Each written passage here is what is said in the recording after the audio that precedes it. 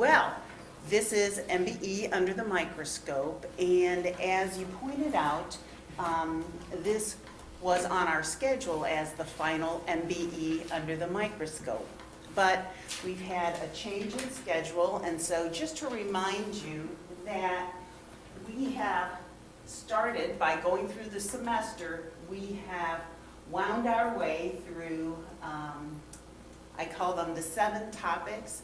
Remember, the National Conference of Bar Examiners calls them 6 because they combine criminal law and criminal procedure in one. So with contracts, we took the subtopic of consideration. With con law, I believe we took the subtopic of the 11th Amendment.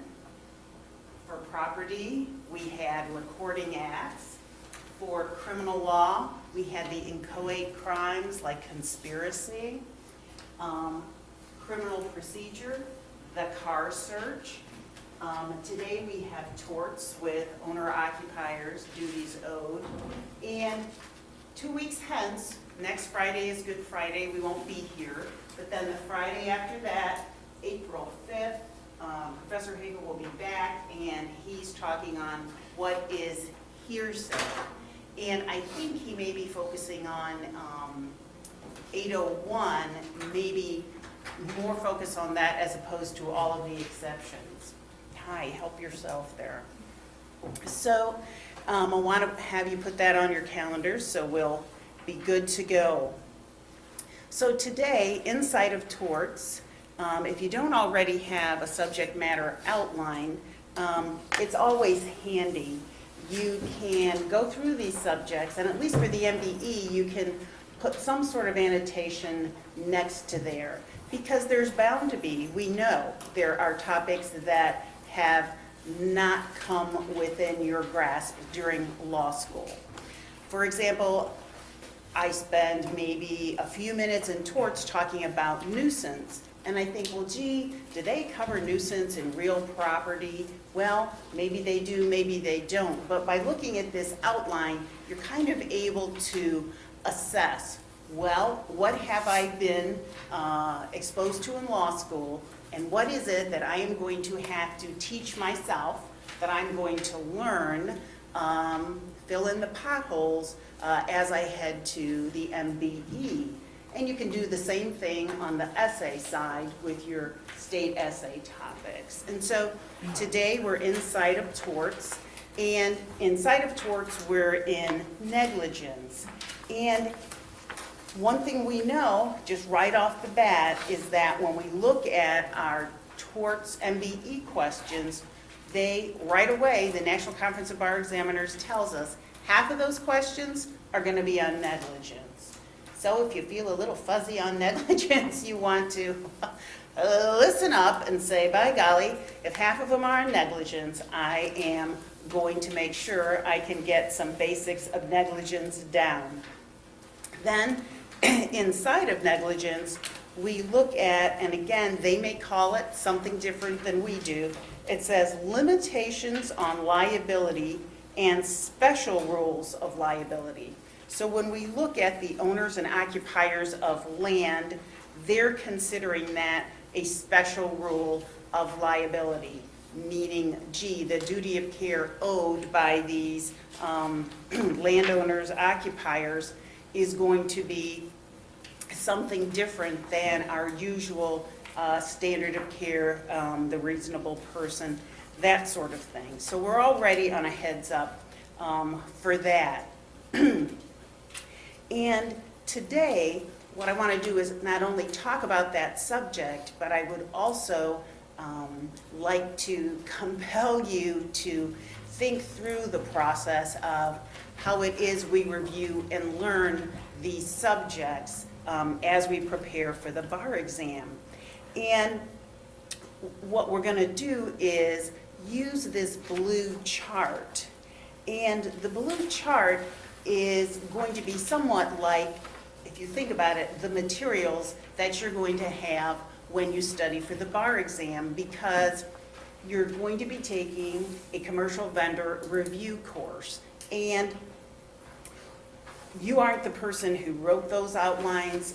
They're going to use a vocabulary that's somewhat different than what you maybe had in law school. And so what I did was I asked Professor Hosier. We got Professor Hosier students here?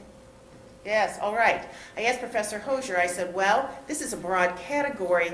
Go to the vendor courses. Let's make us a chart. And so what we're doing is saying, hey, we're using her chart, and it's boiled down. If I had to look at the full outline on this, it would be 10, 15 pages. And we all know that we're going to have to boil that down, make it our own to turn it into something usable.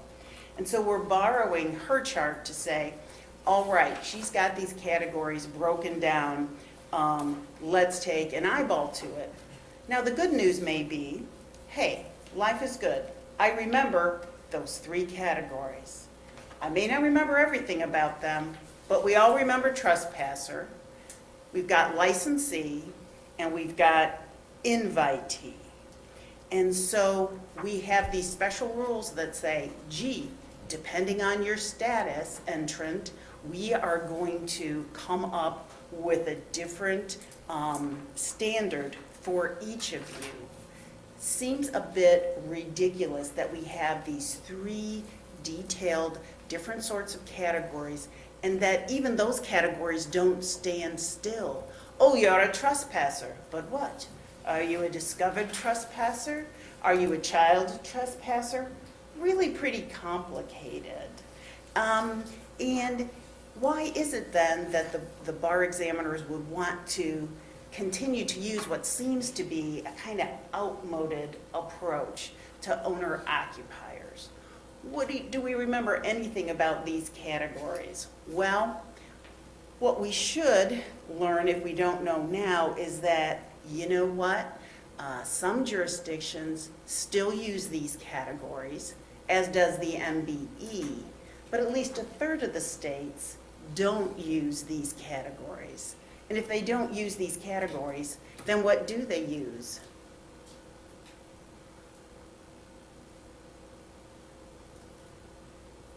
Sorry, his mouth is full. You're going to help us out. I'm not going to give you a special category, so what's left to use?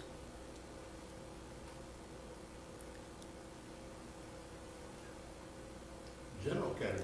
Thank you, sir. Yeah, okay, we're just going to use the ordinary standard reasonable care because that's worked before, and actually that's really worked in other specialized situations because we know, hey, what if there's an emergency? What does the reasonable person do? Should we make a rule for that? Hey, what if that person is disabled? Should we make a special rule for that? Well, for the most part, we've said, nah, we're going to go with this ordinary person of reasonable care in the same or similar circumstances. So about a third of the jurisdictions have said, good enough, let's stick with that general standard, and that's what we're going to use. Why do we care about this? We care about this because in a lot of jurisdictions, real property is double tested. So on the MBE, we need to live in the land of all of these specialized categories. In my state essays, if I come across this, I'll need to know, hey, in my jurisdiction, do I go with the ordinary standard of reasonable care, or have they retained these 3 or more categories? What do you think we do in Ohio? We're Ohio. We're going to stick with the same traditional categories. The first big breakaway was California. Are we not surprised? No. It's California, it's 1968, and they just throw in the towel. They say, you know what? Really don't need these categories. Let's go with this general standard of care. So right now we got to suck it up and know that for the MBE, we're going with these categories. And you know that the NCBE, the National Conference, will want to retain those categories because it would be too simple. They couldn't make up complicated questions with lots of details if they went with just reasonable care. So they are retaining these 3 major categories. Now, I don't remember a whole lot about these categories from law school, but the one thing I knew for sure was that I always confused licensee and invitee. And so when I look at this chart, I might have to rearrange it. And that's our goal, is to say, here's a way to organize the material, but you may reorder it. You may want to go from highest duty owed to lowest duty owed, or you may want to flip it around in some way. But I definitely know I have got to get a grip on this licensee and invitee. And in fact, some jurisdictions have said those are the two that cause the most trouble. And so we're going to get rid of them or do something else. Licensee and invitee. I scoured the books, I scoured whatever, and I actually think, if we can think about it this way, and this may be how you learned it in torts, is the idea that who is getting a benefit? And I always try and label this as, is it the entrant? I guess that's a word, an entrant. Who's the person entering? That entrance benefit, and then the owner's benefit. And so I'm good with invitee in the sense that, gee, you are coming into my business, and that's a benefit for me. I want you to spend money, that kind of thing. It's a benefit to the owner-occupier, kind of in general terms. But where we tend to go wrong is with the licensee and the social guest, because I have to explain to myself, look, Cochran, when you invite these three guys over for dinner, they are social guests, but they are here at your house for their own benefit. I think, really? I know these guys, and they're probably going to bring some food, or at least a bottle of wine. So I know I'm going to get some benefit from having them over. But the way we need to think about it is that those licensees who are social guests, it's for their benefit. They get to come to my house and enjoy my company. And so it's for their benefit that they are coming onto my land. So those two categories are one I'm going to pay special attention to, and I also think those are categories that the bar examiners are going to want to test heavily just because they're confusing. Anything that's confusing, they are drawn to it. So we hang on to our chart here, and we decide, okay, anything that I get, if I get it from a vendor, if I get it from Professor Hosier, if I get it from my buddy who took the bar exam last year, I need to make it my own as I learn, and it needs to evolve. As I take practice essays, as I take practice MBE questions, my outline, my understanding, whatever I'm using needs to evolve. And so I'm going to use this tool, and I can say to myself, well, I can stare at this for a long time. I can try to memorize it. I can try to make flashcards out of it. I can really just study the heck out of this thing. And that's good. But the next thing I want to convince you of is that not only will you just study and study this set of rules, is that you are going to not only make it your own, these outlines and Professor Hosier's chart, it's on you, not them. Well, you know, Barbary didn't explain that very well. Well, good, but Barbary's not taking the bar exam. Ooh, I wouldn't organize it the way Professor Hosier does. Well, organize it for yourself. So you're going to take ownership of that. I'm going to stare at it and learn it. And then when I can't stare at it anymore, I'm going to take a practice multiple choice question, or I'm going to take an essay question. And I know you're sick of hearing it, but I don't care. All of the research that's come out says You can stare at it, you can map it out, you can flow chart it, but that method of study is not as effective as taking a practice test, learning from it, figuring it out, and going back and improving your learning. And so this is admitted in the studies. What they say is this is absolutely counterintuitive. And when we did this study, says the people at Purdue, we did not think it would come out this way, because that's not what tests are for. Tests are you study, study, study for 13 weeks, and then you go in and hope for the best and take your final exam. And unfortunately, that's what some people do the summer they sit for the bar exam. Cochran, stay away. I'm not ready to write anything for you. I'm not ready to do a practice test. I haven't learned the law yet. We can't be starting to take that practice test in July, my friend, because what we know is that that's the best way for you to learn. So I want you to set out a cycle of, I've got this subject, I've studied it, I've annotated it, I've made it my own, and now when I can't stare at it anymore, I am going to take a test. Because the idea is, you know what? I need to take a test to help me to learn.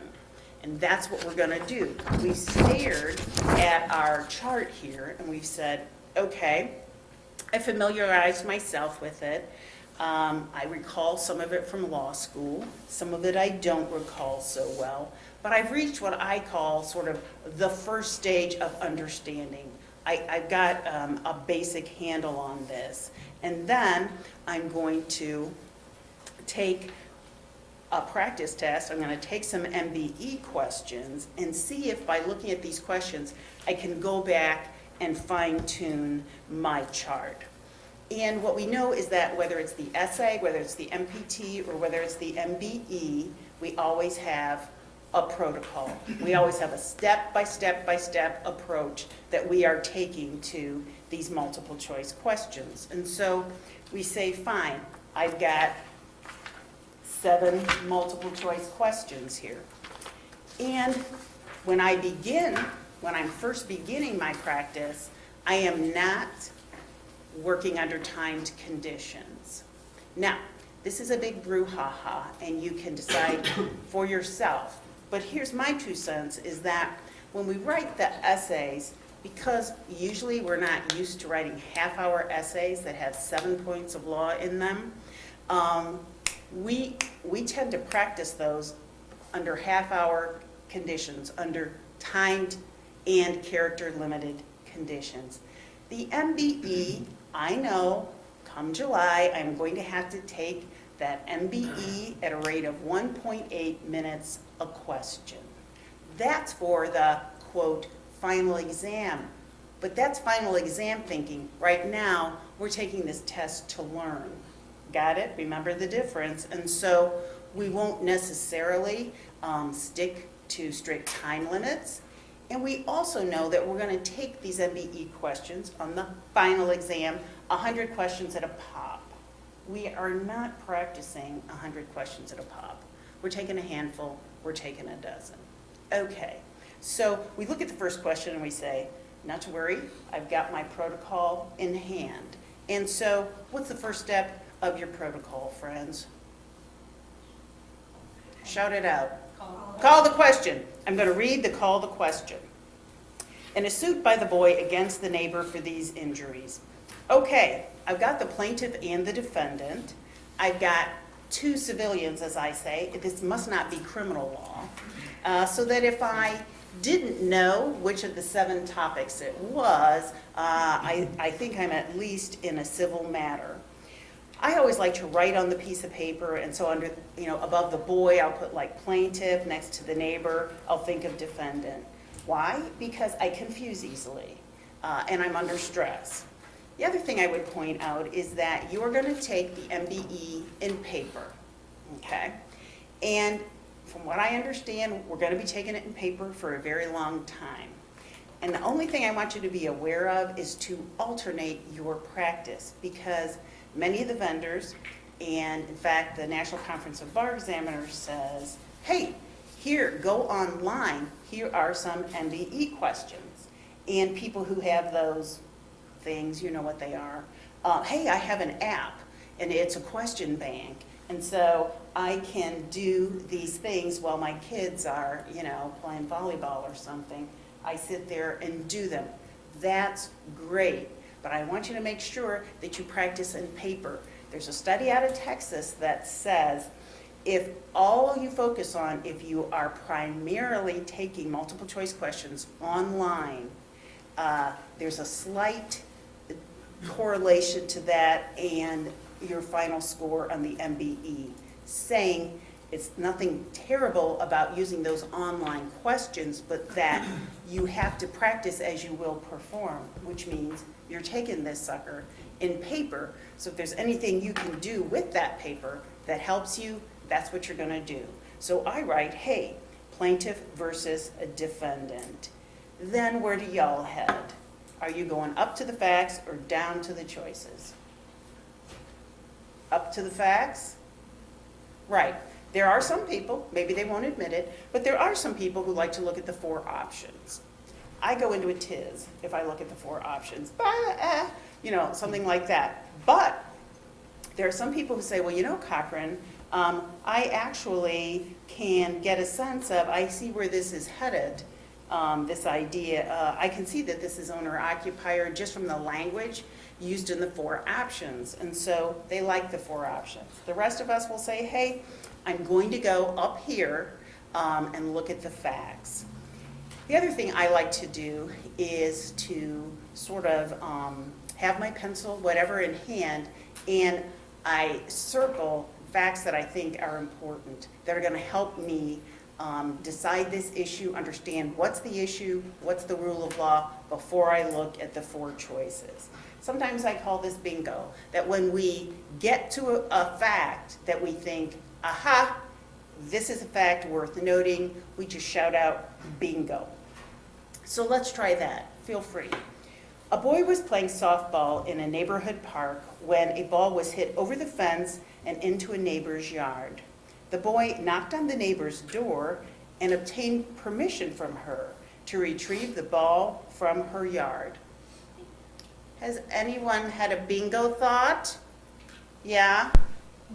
You obtained permission. Obtained permission, right. So I know he's got permission to go onto her yard. Thank you. As he bent to retrieve the ball in some bushes, the boy brushed against an exposed electric wire that was partially hidden by the bushes and received a severe electric shock and burns. The neighbor failed to maintain the bushes, allowing them to become overgrown, and was not aware of the exposed wire. Give me a bingo. Not aware. Yeah, not aware. I didn't know, because when I look at my chart, there's something about consent and permission and knowledge. Okay, so if I've got someone who's got obtained permission and that's my entrant, I always say, what's the E doing? Well, the E obtained permission to enter, and the owner-occupier was not aware of the exposed wire. So I know this is all about today's law, so before I look at those choices, I want to ask myself, what is this kid? This kid isn't a trespasser, I know that for sure, because he had permission. Now I have to decide, is the kid a licensee or an invitee? So what is he? He's a licensee. He is a licensee. And I say to myself, licensee, Cochran, what do you know about licensees? That's the entrant category. Then the owner-occupier has to have known about, I'm required to warn if I know there are hazards. Okay, so the suit by the boy against the neighbor for injuries. I look at my 4 choices knowing I've got a licensee. What do you guys do? Do you read them all? Do you eliminate them as you go? What's your protocol? I eliminated, I guess. You eliminate as you go? Right, so we say, hey, the neighbor is liable to the boy, is liable because the boy entered with her permission. What do we think about that one? We do know that he entered with her permission and that he's a licensee. So anytime you give permission, you become liable for what happened. Shout it out. Nah, okay, we exit out. And, you know, there are some vendors who say things like this. They say, no, just eliminate the obviously wrong answer. Hello, if I could do that, would I really need a vendor course? No, I always choose the obviously wrong answer. So I just say, don't skip over any, I read them all. B, the neighbor is liable because she failed to repair a dangerous condition on her property. Ooh, she did let the shrubs grow over. Well, she failed. That means she failed some duty owed. Did she? To this entrant, no. We got a no. We're eliminating it. C, the neighbor is liable because she failed to reasonably inspect the property, which would have made her aware. Okay, there's that other word, failed, and that helps me to say, well, did she have a duty to reasonably inspect this property to gain that knowledge? Did she? No, we got a head shake. So we're hoping D makes sense, because I get to the last one and think, oh, I hope this is good because I've eliminated the others. D, the neighbor is not liable because she did not know. There's her knowledge of the condition of the wire. Are we right? Yes, we are. Now then, whether we're right or wrong, one of my pitches would be, and you'll get your own copy of these answers, but obviously I couldn't give them to you. Did you look at them? Is that people, even if they guess, will sometimes go, I mean, I'm with you, oh, thank God, on to the next. And what you want to do is look at the analysis, because sometimes in the analysis, this is a Barbary analysis, and you know, all the vendors do it, and so does the National Conference of Bar Examiners, but there might be some language in here, there might be some phrasing that I think, hey, you know what, I like the way that says it actually better than the chart does, or better than my own notes do. So sometimes I look at that and it reinforces. And so the idea is, whether I got it right, whether I got it wrong, I want to look at the analysis to see if there's anything in there I can pull out of there for my own use. The other thing is, this is classic. We've got the 4 choices and we've got 3 liables and 1 not liable. Who cares? Don't go there. Don't go there. The other place you don't want to go is, well, the last one was D, this one can't be. No, no, don't go there, because it's not a good place to be. You want to have chosen for a reason and try to understand it. Can we go back to the part where you said if he's liable or not liable, not cutting the question in half and saying, okay, maybe I missed Oh, go ahead. your statement. Mm-hmm. But sometimes when I read questions, I figure out, like, especially if it's split like this, is liable, it's not liable, I figure, Mhm. okay, they're not liable, let me read all the not liables first and see Mhm. if those make sense. Mhm. Does that make sense? Right, what you're doing is you're sort of predicting the outcome. Mhm. You've not only, you've read the facts and you said, hey, I know this kid is a licensee, I know she didn't have, a duty to discover that or whatever. And so you say, well, I know she's not liable, so I'm gonna jump right to D. That's what my brain did, and I looked Yes. at D and I was like, okay, that makes sense. Right, And then maybe I'll reread A, B, and C first, just to make, Mhm. cover my tracks, but. Right. Are you telling us that's not the best way to approach the question? no, I think that some people do that. They say, you know what, my instincts tell me this. In fact, I think Hosier is kind of that way. She likes to go with, when I've taught with her, she says, I know that, I'm gonna, circle that, and then I'm gonna go back through the others. I am so shaky on MBEs that then I kind of have to talk myself through every single one, because I don't trust my own instincts. Let's just say I have none. But I do like what you're talking about, which is, before I get worked up about those 4, I'm going to say, you know what? She's not going to be liable. Just on these facts, she's not going to be liable, so I'm going to look at this one.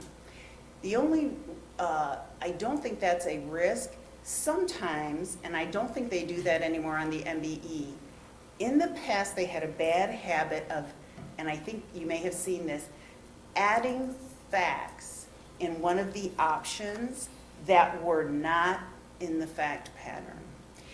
And if you see an if or an unless, sometimes what they're actually doing is adding a fact.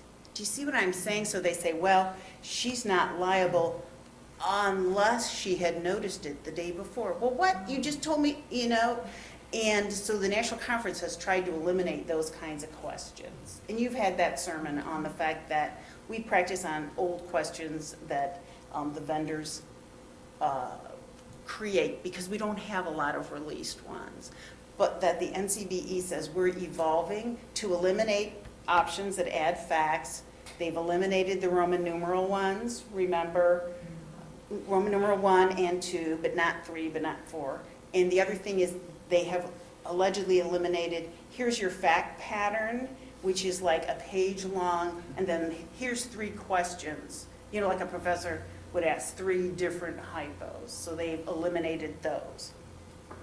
Thank goodness. Okay, so exactly, yeah. How about, I don't know if you're aware of any studies where you've got, 3 liable and 1 not liable. Is that 1 not liable more or less likely to be the correct answer? No. There's, at least the National Conference would say, no, there's no pattern to that. There's no rhyme or reason.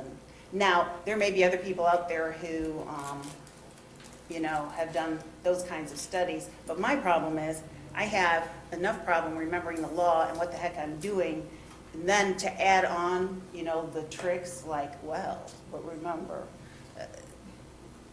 I don't have that, I don't know of anything telling you, hey, this is, the favored answer.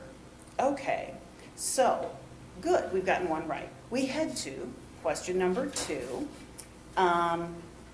And again, I've got my pencil in hand. And that's the other thing I like about doing it in paper. I can eliminate things, I can circle them. This next one says, hey, if the hitchhiker sues the mining company, all right, I'm there, I've got my plaintiff and defendant, which of the following is the mining company's strongest defense? I hate these, the best, the strongest, sometimes they even say the worst, or the least helpful, or whatever. So you just have to say, all right, all of these, Cochran, could be defenses, so don't get worked up. But what we're asking you is which one is the best defense. So I say, okay, and we head back. Yeah, okay, the mining company closed down operations at an isolated mine. Okay, so the mining company is the defendant, they're my owner-occupier. Told the electric company, hey, you know what? Cut off the power. The electric company, following its standard policy, left the power running in the line to deter thieves from stealing valuable transformers and cables. Okay. The mining company was unaware that the power was left on. Bingo, bingo. I've got an owner-occupier who's unaware of something. Holy cow. Sounds like the neighbor. All right. Whenever I see anything to do with knowledge, awareness, whatever, that's a bingo for me. A hitchhiker who was passing by the entrance to the mine saw that it was closed, so he went onto the property. Of course it's closed, I'll go on, and climbed up a power pole to steal a transformer. He received an electric shock and fell from the pole, suffering serious injuries. Okay. Now, I'm the mining company, and I've got to decide what my strongest defense is. So, I don't know if you ever do this. Sometimes I have to translate the choices. I have to put them into my own words. And it just says, hey, A says the hitchhiker was a trespasser. Is that a defense? A defense? Yeah, it is. Because let me think about it. If this guy is a trespasser, then my chart would tell me, you know what? Sounds like an adult trespasser. I don't have any duty to warn you. Okay, so that could be a defense. B, the hitchhiker was a thief. because you're a thief, we don't care? No. Even I would say, you know what, that sounds hokey. And this is all about owner-occupier, and I haven't seen anything in my chart that tells me, once you're committing a criminal act, it's all on you. So then we say the mining company asked the utility company to turn off the power. Well, it could be a defense. What is it telling me? Gee, the mining company was careful, it exercised due care, I guess. And D, the mining company was unaware that the utility company had not turned it off. Okay, I know that that awareness is something I think about with licensees and known trespassers. There's nothing here that says the mining company knew anything about this trespasser being on the property. So where do you think we should head with this? Sir? A, thank you. He was, don't do that at the bar exam, yes.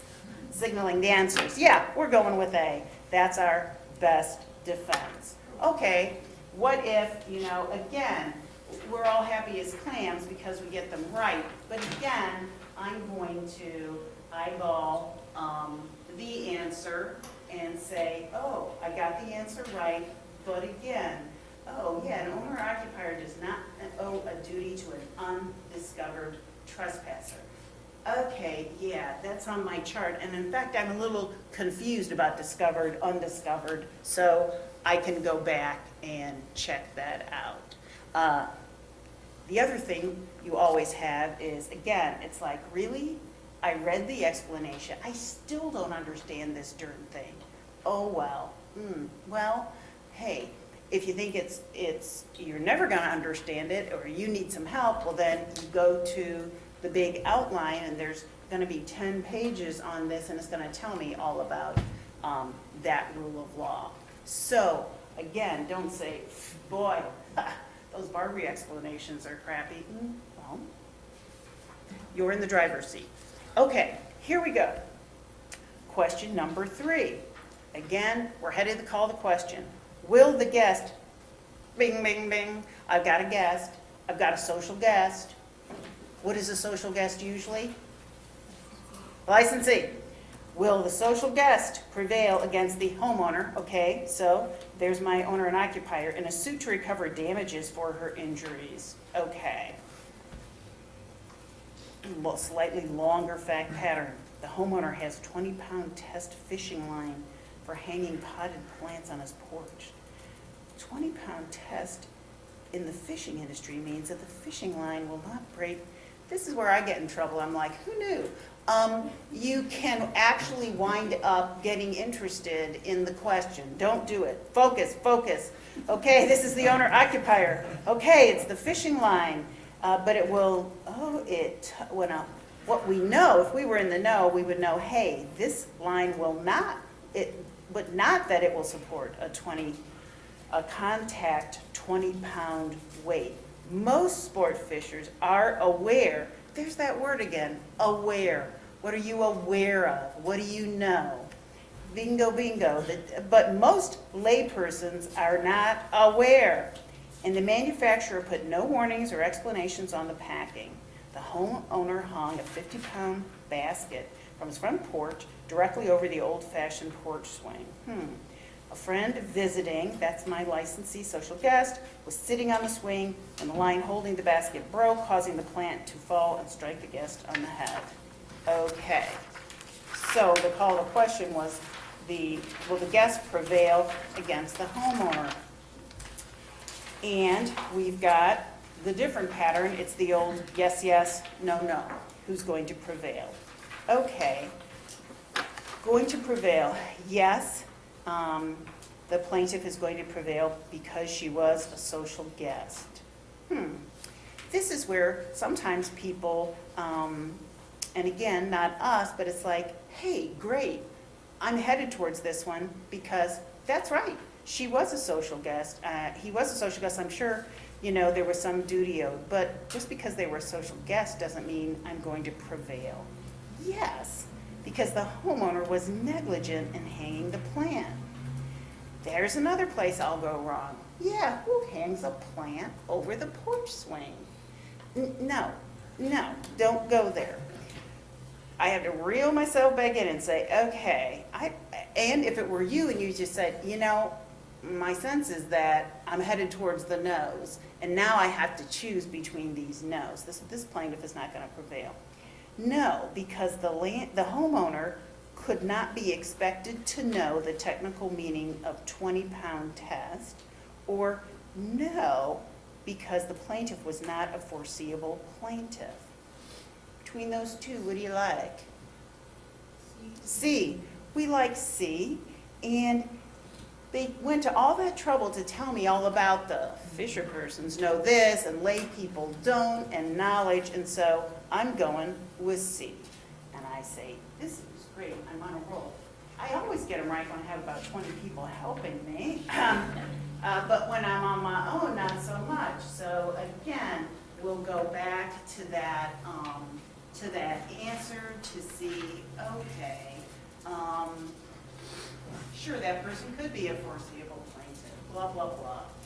So the other thing is that when you're weak on the law, if you see these buzzwords like social guest and foreseeable plaintiff, they sound good, and you might mark them just thinking, gee, I got to move along here, I'm not quite sure. So what they like to do is put some legal phrases in there that look attractive. I'm very vulnerable to that, because what you'll notice about C is a bunch of facts. No, because the homeowner could not be expected to know the technical meaning of 20-pound test. You know what I mean? It's just a bunch of facts, but I have to translate and say, well, Becky, that's really saying, hey, did not have the knowledge, and remember it's a licensee, go back to knowledge. But sometimes they'll put a nice black letter rule of law in an answer, and you'll think, hot dog, that's gotta be it. It sounds so good. Okay, here's question number 4. Oh no, here's the call to question. To survive a motion for summary judgment by the store, what additional evidence must the shopper present? So it's the shopper versus the store. Bingo, bingo. What do I know? I'm a shopper at a store. What am I? I'm a business invitee. Here's the other thing, is that for the last few years, folks come back from the bar exam and say, Cochran, you won't believe it, but I think that they're testing civil procedure on the MBE. And that's not the case. Well, you know what? What they experimented with, and this question is an example of it, is, hey, let's use procedure in the call to question. That way we're sort of testing torts, but we're also seeing civil procedure. And we all know, at least we should, that come February 2015, civil procedure will be added to this list on the MBE. So if you see in your practice questions and in released answers, this like, well, why would they, usually it says, well, who's going to prevail? Or what's the best defense? And all of a sudden, we're seeing summary judgment, we're seeing motion to dismiss, and students would come back and say, wait, this is civil procedure. Well, in a way it is. So I've got to survive this motion for summary judgment. What additional evidence must the shopper present? So I've got my two parties, and I'm facing a motion for summary judgment. Shopper at the grocery store slipped and fell, stepped in some water out from the malfunctioning freezer.